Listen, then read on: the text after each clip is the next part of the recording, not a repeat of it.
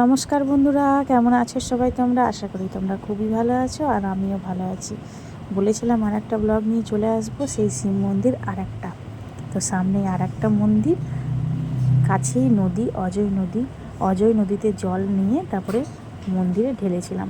তো নদীতে যাওয়ার সময় একটা জিনিস লক্ষ্য করলাম, আমাদের যেতে খালি পায়ে খুবই কষ্ট হচ্ছিল, আর বাবুও চটিগুলো খুলে এসেছিলো।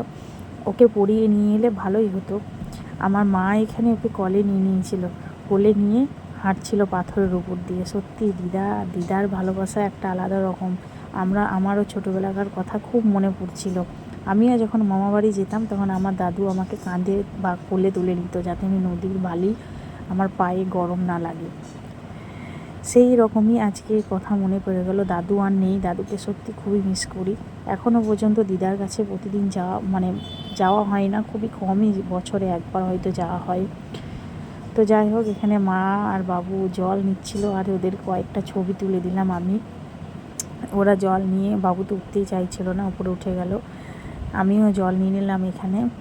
বাবাইও নেমে একটুখানি জল মাথায় ঠিকিয়ে নিল, কারণ আমরা ওদের দুটোই ঘটি ছিল, মা একটা নিল, আমি একটা নিলাম। আর শাশুড়ি মা উপরে ছিল। আর এই যে কী সুন্দর লাগছিল দেখতে, সত্যি খুবই ভালো লেগেছিল।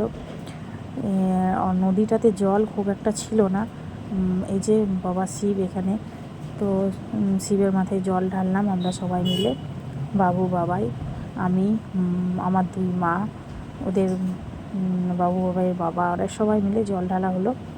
তারপরে আমরা এই দিকটাতে একটুখানি ঘুরছিলাম আশেপাশে। বেশ, এর আগে আমি এখানে এসেছিলাম, তো তখন এতটা ছিল না, মানে এত কিছু ছিল না। মন্দিরটা অনেক উন্নত হয়েছে। আর এখানে মেলা হয় কখন, তো মেলাটাও খুব ধুমধাম হয় এখানে। তো যাই হোক, আমার একটা কাকু এখানে থাকে, অনেকেই থাকে, তারা আসতে বলে, আসা হয় না। এই যে ওরা কানে কানে সারের কানে কানে কিছু বলবে, নন্দী কানে, জানি না এটা সত্যি কিনা। তো ওদের দেখে দেখে আমিও বলেছিলাম। খুব ভালো লাগলো বিষয়টা। তারপরে আমরা এই দিকটায় ঘুরলাম, মন্দিরটার আশেপাশে খুব সুন্দর। তারপরে পুজো দেওয়ার পর এখানে প্রসাদ দিচ্ছিল। সত্যি, ওখানেও আমরা প্রসাদ খেয়েছিলাম। প্রসাদ খেয়ে আবার এখানেও আমরা প্রসাদ খেয়েছি। তো ওখানে শুকনো প্রসাদ খেয়েছিলাম, আর পায়েস প্রসাদ যেটা দিয়েছিল সেটা টিফিনে ভরে নিয়েছিলাম। আর এখানে কি সুন্দর একটা মন্দির, এখানেও আমি ধূপ দেখালাম পরে। তারপরে সামনে আর একটা কালী মন্দির, সেটা লক্ষ্য করিনি, পরে দেখলাম। তো যাই হোক, আমার খুব ভালো লেগেছে। তোমাদের কেমন লাগলো ভিডিওটা অবশ্যই জানিও কিন্তু সবাই মিলে। আর এই যে মায়ের মন্দিরটা, লাস্টে দেখলাম মায়ের মন্দির এদিকে, আর এদিকে প্রসাদ বিতরণ করছে, সবাই প্রসাদ খাচ্ছে। আর সত্যি বাবাই বাবুকে যে নিয়ে গেছিলাম এতটা রাস্তা, ওদের কিন্তু খিদে অনুভবই হয়নি, কারণ ওখানেও মন্দিরেও প্রসাদ খেয়েছে, এখানেও প্রসাদ খেয়েছে। আর বাড়িতে গিয়ে ওরা ভাত খেয়েছিল।